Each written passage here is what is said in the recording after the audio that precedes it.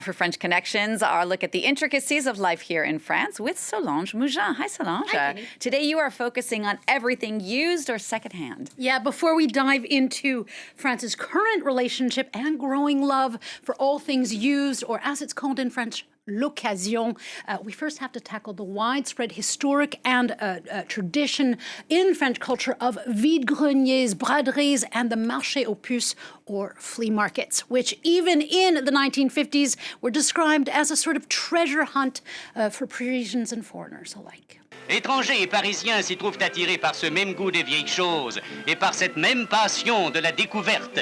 Car on trouve de tout au marché aux puces, absolument tout.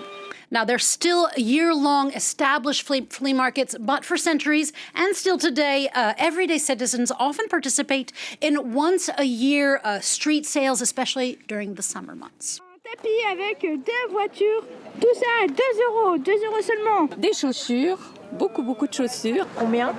2 euros et 2 euros. C'est intéressant. Bien sûr que c'est intéressant. Solange, talk us through the language a little bit. There are so many different terms for places that sell used items in French. There are ressourcerie, recyclerie, friperie. There are a lot of terms. And one of the most common is vide-greniers. It is our word du jour.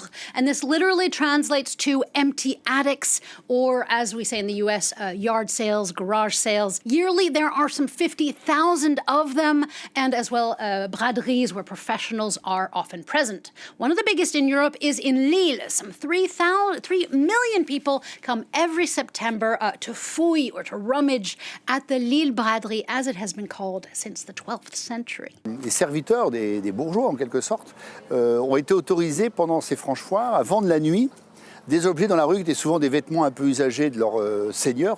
Et en même temps, ils vendaient des viandes rôties. Et en flamand, rôtir se dit bradeigne.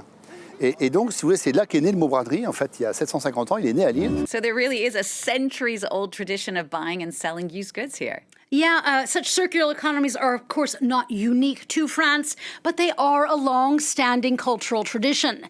Be it at these spring street fairs, or on trading websites, or even for Christmas shoppers at charity events. Parti le meuble alors? Quelle chaise. Je ne pouvais plus le voir. Pour mon petit filleul, tout ça, là, j'ai acheté des jeux de construction. On trouve de tout, quoi. On a les directeurs des médecins et puis ceux qui sont RSA. Donc il y a tout type de public.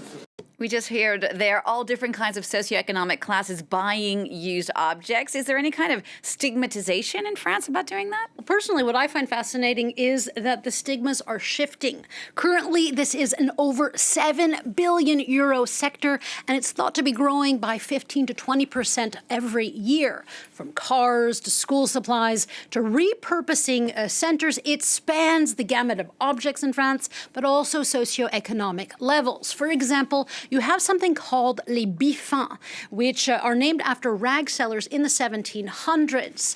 And they comb garbage bins looking for things, and then they resell them in makeshift and often illegal markets. J'ai pas de chance. On m'a mis des bateaux dans les roues, ben voilà, j'ai filé comme ça. Alors, la première fois, je pleurais. Hein. Now, on the other end of the spectrum, there is a whole industry of luxury, high-end goods with boutiques and websites specializing in reselling these very pricey items. Pour une estimation aux alentours des 350 euros. On reçoit une centaine de pièces par jour et elles se vendent généralement entre 70 et 80% le jour même.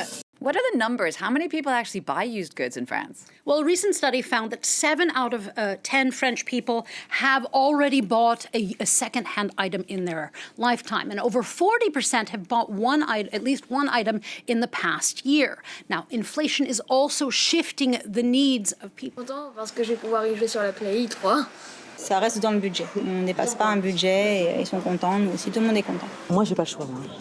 Moi, pas après coûtant, je peux plus, quoi. Donc, je fais tout ce qui est friperie, Emmaüs. Now, France has a number of sites that specialize in such sales. Le Bon Coin, for example, has 13 billion page views per month. It is the second most visited commerce site in the country. Je pense que ce qui s'est produit pendant l'émergence du Bon Coin, c'est que les Français se sont esprit de passion pour la consommation raisonnée.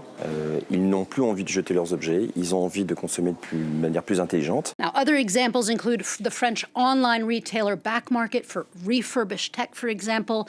And then there is the used clothing industry.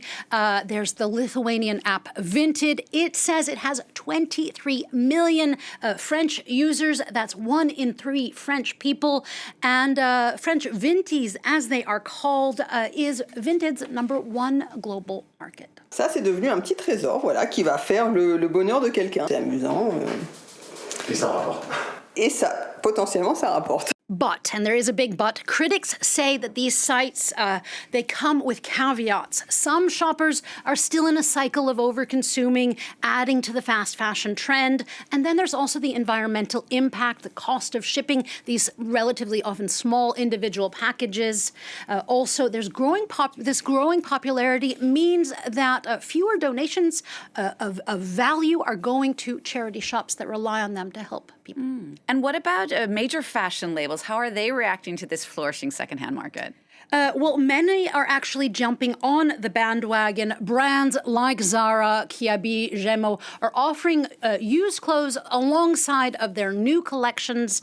Even shopping sites like Zalando and supermarkets like Carrefour now often have such sections. Des clients qui n'étaient pas clients de l'occasion et qui viennent prendre des produits d'occasion parce que c'est moins cher et c'est aussi une bonne réponse au problème de pouvoir d'achat que nous connaissons aujourd'hui. Now, the government's also getting involved in the trend. It stepped up measures to encourage people to participate in circular economy. Yeah, as part of its anti-gaspillage or anti-waste law, the government is encouraging people to repair rather than to throw out objects. The program is paid for actually by an eco-tax on new items. Already in place for appliances in 2023, they began subsidizing repairs for things like a lost button, a broken zipper, a rundown pair of shoes. Coûte pour le client 32 €.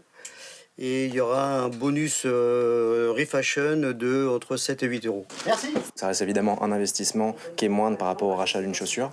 Donc je préfère évidemment faire ça et garder les miennes plus longtemps. Now, the law is just one example of how perspectives are changing about used items with a growing environmental consciousness of the population. Also, it's important to note stretched budgets in this inflation era. Older items are nonetheless increasingly getting a second, third, or even fourth life. It's interesting stuff. Thanks so much for that, Solange. Solange Mougin there with today's French Connections. Don't forget, if you have your own questions about France or the French, you can also reach out to Solange on social media, and we'll try and get to it in an upcoming edition.